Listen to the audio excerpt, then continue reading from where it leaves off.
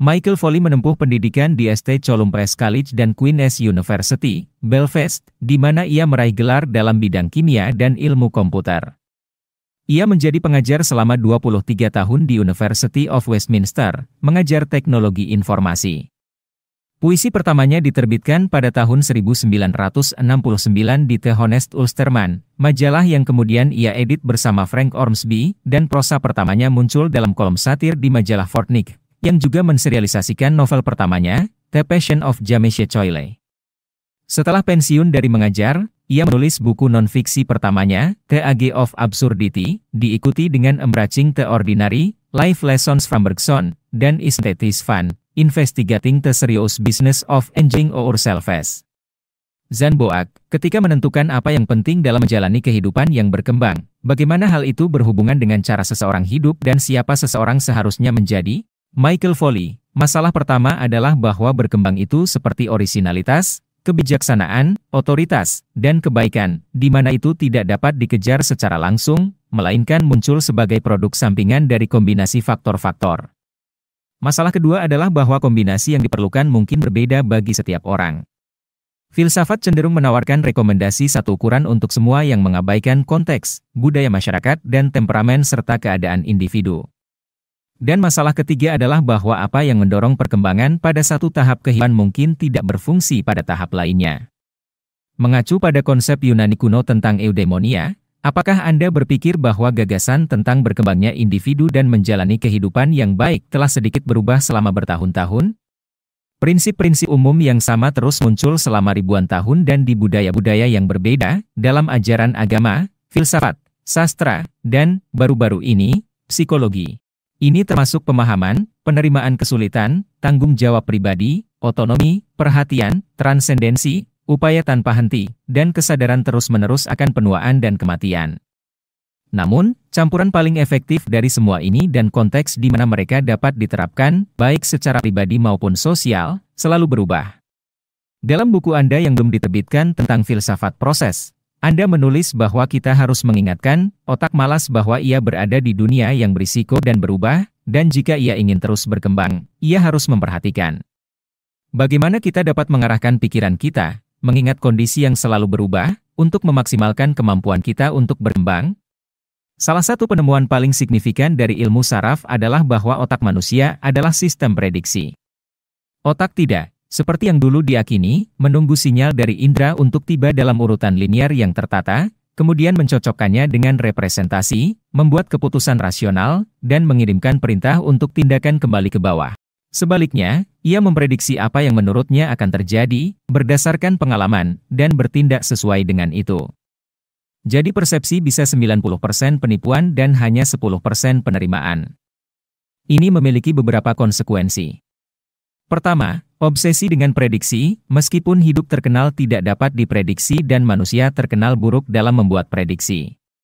Kedua, kecenderungan untuk hidup dalam ekspektasi yang terus-menerus, selalu menantikan makanan berikutnya, seks berikutnya, akhir pekan berikutnya, liburan berikutnya, hal besar berikutnya. Ini juga dapat menjelaskan kecenderungan untuk berfantasi.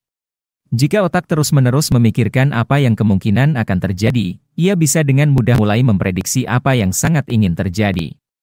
Fantasi semacam ini hampir tidak mungkin untuk ditekan.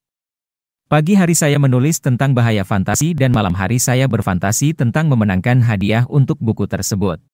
Tapi konsekuensi paling serius adalah bahwa prediksi yang terus-menerus membuatnya sulit untuk menghargai keadaan saat ini karena otak mengabaikan yang akrab. Jadi semakin banyak kita hidup dengan kebiasaan dan rutinitas, semakin lemah perhatian, semakin tumpul persepsi, semakin kurang intens pengalaman tersebut. Kebiasaan dan rutinitas bisa tampak menolak perubahan, tetapi penolakan terhadap perubahan itu sendiri adalah perubahan, dalam hal ini berupa petrifikasi, kecenderungan yang semakin memburuk seiring bertambahnya usia, terutama pada pria. Jadi sebagai pria yang menua, saya sangat takut menjadi terjebak dalam petrifikasi. Pentingnya perhatian adalah tema yang selalu ada dari para filsuf proses utama, William James, Henry Bergson, dan Alfred North Whitehead. Seperti yang dikatakan James, pengalaman kita hanyalah apa yang kita perhatikan. Tapi perhatian tidak mudah. Bahkan bahasa memahaminya. Kita tidak memberi perhatian, kita membayarnya. Sebagai seseorang yang berjuang dengan kehidupan yang lebih bersifat intelektual, saya tidak pandai dalam memperhatikan, tetapi saya mencoba. Tidak, saya berusaha. Sedangkan apa yang bisa dilakukan, seni sangat berguna untuk mengejutkan kita dari rutinitas dengan visi hidup dan dunia yang unik dan sangat memikat. Juga komedi. Puisi dan komedi keduanya didasarkan pada kejutan, salah satu dari 6 emosi dasar, tetapi jarang dihargai. Pagi hari saya sering membaca beberapa puisi yang dipilih secara acak untuk mengejutkan otak saya agar terbangun. Dalam buku Anda mengacu pada konsep conatus dari Spinoza, upaya tak henti-hentinya untuk mempertahankan diri dan berkembang. Anda menulis bahwa meskipun dorongan ini adalah proses dasar kehidupan, penting untuk berusaha dengan cara yang paling produktif. Menurut Anda, apa cara yang produktif untuk berusaha? Kutipan favorit saya adalah kalimat di akhir Ethics dari Spinoza, jika jalan yang kutunjukkan sekarang tampaknya sangat sulit, tetap saja ia bisa ditemukan. Dan tentu saja apa yang jarang ditemukan haruslah sulit. Sebab jika keselamatan sudah di depan mata dan bisa ditemukan tanpa usaha besar, bagaimana mungkin hampir semua orang mengabaikannya? Tetapi segala sesuatu yang unggul sesulit ditemukan seperti halnya jarang. Kalimat terakhir itu seharusnya ada di kaos, mug kopi, dan magnet kulkas di mana-mana. Keunggulan itu jarang dalam segala hal, termasuk puisi dan komedi. Sebagian besar puisi mengerikan dan sebagian besar komedi yang disebut-sebut sebagai komedi membuat saya tanpa ekspresi seperti wajah di Mount Rushmore. Solusi Spinoza sama dengan Buddha, meskipun Spinoza tidak mungkin mengetahui tentang Buddhisme. Masalahnya adalah kebodohan dan solusinya adalah pemahaman. Keduanya menekankan pentingnya memahami diri sendiri, kekurangan, kelemahan, bias, ilusi, fantasi, dan terutama keinginan, yang Buddha sebut sebagai ketergantungan, dan Spinoza sebagai hasrat. Setelah dipahami, semua ini menjadi lebih mudah dikendalikan. Tapi seperti biasanya dengan para pemikir, keduanya hanya berkonsentrasi pada ini.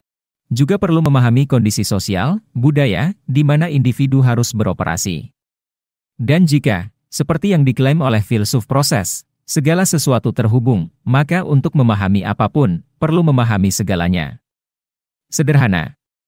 Anda menulis bahwa ada disinsentif untuk belajar bagaimana berkembang. 1. Kenyamanan, yang membuat pembelajaran tampak tidak perlu, dan 2. Keengganan terhadap pendidikan, yang sebagian besar berasal dari pengalaman, pendidikan formal, banyak orang. Bagaimana para pemikir proses dapat membantu orang mengatasi disinsentif ini? Saya telah menciptakan istilah banalis untuk banyak orang yang hidup dalam zona nyaman kebiasaan dan rutinitas, hanya berpikir dan berbicara, seringkali tanpa henti, tentang keluarga mereka, teman-teman, masalah kesehatan, dan liburan. Orang-orang ini bisa tampak puas, bahkan berkembang. Tetapi saya sering merasakan kecemasan dan ketakutan yang mendasari, dan mereka jarang mampu menerima kekecewaan, penderitaan, dan terutama kematian, yang datang kepada mereka sebagai kejutan yang tidak menyenangkan. Seperti para pembangun lainnya yang tampak, para narsisis, orang kaya, sukses, dan penipu yang makmur. Para banalis bergantung pada dunia yang terus memenuhi keinginan mereka, tetapi perkembangan autentik seharusnya bertahan meskipun dunia sering menolak untuk memenuhi keinginan. Para banalis tidak tertarik pada apapun di luar lingkaran kecil mereka dan menganggap belajar sebagai tugas membosankan yang hanya diperlukan untuk kemajuan karir. Orang tua saya yang banalis keduanya adalah guru sekolah tetapi memahami pendidikan sebagai jalan menuju penghasilan profesional dan terkejut ketika saya sedang belajar sains tetapi mengembangkan hasrat untuk sastra. Dia bisa mengerjakan persamaan tetapi ingin menjadi penyair. Orang gila macam apa yang telah kami hasilkan? Belajar diperlukan untuk pemahaman tetapi dapat menjadi kesenangan tersendiri, meningkatkan perasaan hidup di dunia yang misterius dan tak terduga. Bagi organisme sederhana, itu adalah belajar atau mati. Bagi organisme manusia yang canggih, itu adalah belajar atau menjadi tumpul. Mereka yang menolak untuk tertarik segera menjadi tidak menarik. Hidup selalu membalas dendamnya. Dan para pemikir proses yang saya sebutkan semua menekankan bahwa yang penting adalah proses belajar, bukan pengetahuannya. William James, dalam bukunya Talks to Teachers, tidak pernah sekalipun menyebutkan konten, bahwa perlu mempelajari karya klasik, sains, bahasa, atau apapun. Yang diperlukan hanyalah menikmati proses belajar. Selalu proses dan bukan produknya. Jadi bagi guru, vitalitas yang menularkan kegembiraan melalui contoh lebih penting daripada keahlian apapun. Dan juga penting untuk diingat bahwa kondisi esensial kita selalu tetap ketidaktahuan. Belajarlah agar tidak tahu. Ini juga akan cocok untuk kaos. Mungkin saya harus memikirkan tentang merchandising. Dalam Membracing the Ordinary, Anda merujuk pada karya Proust In Search of Lost Time, bahwa tema sentral dapat dianggap sebagai kebengkokan keinginan dan keniscayaan kekecewaan, dan Anda mengutip Proust, keinginan membuat segala sesuatu berkembang, kepemilikan membuatnya layu. Apakah ini dengan cara tertentu masuk ke dalam pandangan Anda tentang pemikiran proses, tentang pentingnya proses di atas produk, seperti yang Anda katakan? Proust adalah seorang psikolog hebat, mungkin salah satu yang terbesar sejak Buddha, tetapi juga sering sangat jenaka, yang jarang dihargai orang. Wawasannya tentang keinginan adalah apa yang sekarang didefinisikan oleh psikolog profesional sebagai treadmill hedonis, masalah bahwa begitu keinginan terpenuhi, itu tidak membawa kepuasan tetapi keinginan baru. Ini adalah konsekuensi dari kecenderungan otak prediktif untuk hidup terus-menerus dalam ekspektasi, dan contoh di mana mengutamakan proses di atas produk adalah ide yang buruk. Dalam kasus ini, mungkin lebih baik menghargai produk dan menghargai apa yang kita miliki daripada terus-menerus menginginkan lebih. Apa yang terjadi ketika perkembangan tampak hampir mustahil? Bagi mereka yang dalam perang, yang kelaparan, yang dengan kecemasan melemahkan, yang dengan penyakit terminal di hari-hari terakhir kehidupan, atau mereka yang baru saja kehilangan orang yang dicintai? Bagaimana orang mengelola kehidupan di mana berkembang sulit atau hampir mustahil? Berkembang jarang menjadi pilihan bagi banyak orang yang berjuang hanya untuk bertahan hidup.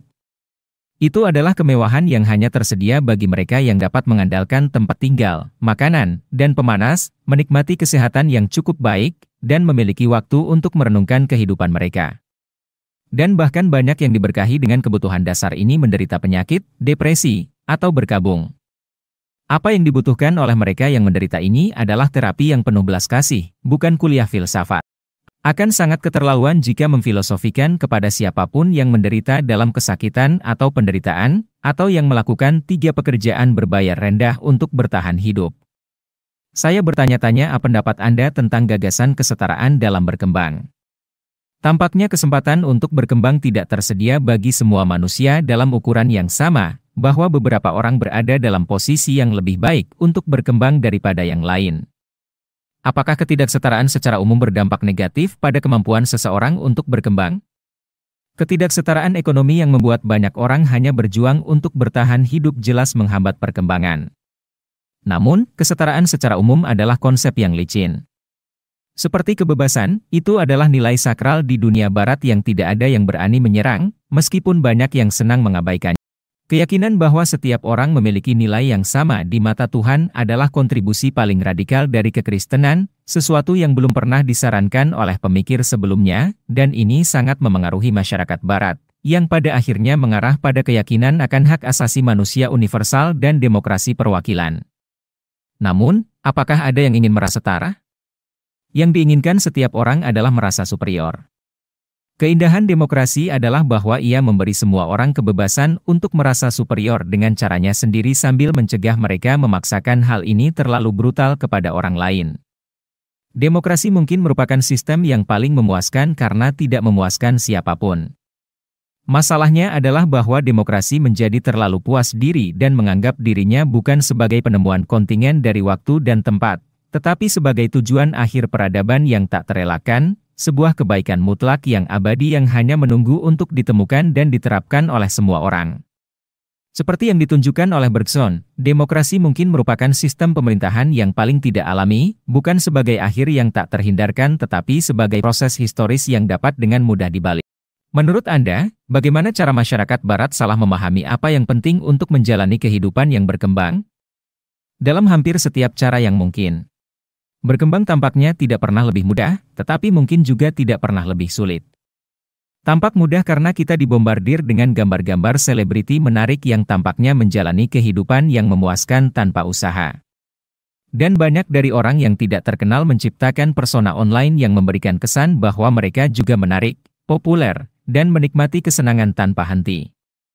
Namun, kenyataannya berkembang semakin sulit karena masyarakat Barat menggagalkan semua prinsip umum yang diakui sepanjang zaman. Penerimaan kesulitan menjadi sulit karena berkembang tampak mudah. Perhatian dan pemahaman sulit karena adanya banyak gangguan konstan dan rendahnya apresiasi terhadap pembelajaran. Tanggung jawab pribadi sulit karena ini adalah zaman hak-hak dan hak istimewa, di mana seseorang atau sesuatu selalu disalahkan. Otonomi sulit karena adanya kesediaan untuk mengorbankannya demi uang, status, atau pengakuan. Transendensi autentik sulit karena versi mudahnya dicari melalui obat-obatan. Penerimaan penuaan sulit karena keinginan untuk awet muda, dan penerimaan kematian bahkan lebih sulit. Berkembang cenderung menjadi sebuah proses yang sedang berjalan, sesuatu yang terus kita upayakan di bawah kondisi yang selalu berubah. Apakah ada kondisi tertentu di mana kita lebih mungkin untuk berkembang? Kesetaraan ekonomi yang lebih besar jelas akan membantu dengan mengangkat lebih banyak orang ke tingkat dasar di mana perkembangan menjadi mungkin. Beberapa pemikir sekarang mengusulkan pendapatan dasar universal, yang memang merupakan ide bagus, tetapi bagi saya tampaknya sangat tidak praktis. Bayangkan keributan jika ada pemerintah barat yang mencoba memperkenalkannya. Seperti yang tidak pernah bosan diulang oleh kaum Stoik, sulit untuk mengubah kondisi, tetapi lebih mudah, meskipun tidak semudah itu, untuk mengubah sikap. Dunia ini tidak bisa disembuhkan dari keserakahan dan ketidakadilan yang luar biasa, tetapi mungkin memang selalu seperti itu. Yang berhasil bagi saya bukanlah kemarahan, yang saya anggap sebagai bentuk menyakiti diri sendiri, tetapi kemampuan untuk menikmati kegilaan dan absurditas dunia. Jadi, slogan kaos favorit saya adalah, hidup itu absurd, tetapi absurd secara ilahi. Dan sikap yang saya coba kembangkan adalah zest, sebuah fenomena emergen yang menggabungkan vitalitas, rasa ingin tahu, skeptisisme, ironi, humor, subversi, kegembiraan, dan keceriaan. Ia mencintai dunia tetapi memahami kegilaannya dan menolak untuk menerima apapun dengan nilai nominalnya. Saya sangat terinspirasi ketika menemukan bahwa zest juga dihargai oleh para filsuf proses. William James mungkin adalah pemikir yang paling penuh zest setelah Nietzsche, yang juga semacam filsuf proses, dan Whitehead mengklaim bahwa tujuan filsafatnya adalah untuk menginspirasi, sebuah semangat untuk hidup. Tentu saja, zest sulit dicapai dan bahkan lebih sulit dipertahankan, tetapi, seperti yang seharusnya diingatkan oleh kaos-kaos kita, semua hal yang luar biasa sama sulitnya dengan kelangkaannya.